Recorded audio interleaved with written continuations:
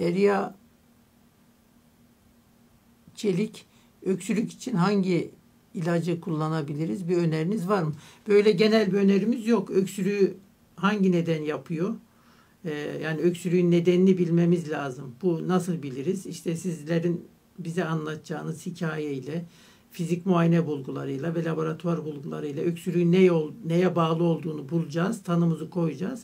Ona göre tedavimizi planlayacağız. Yoksa her öksürükte her ilacı kullanabiliriz diye bir şey söz konusu değil. Zaten dediğim gibi öksürük ilaçlarının pratikte çok fazla bir tedavi edici etkisi olmadığını da biliyoruz.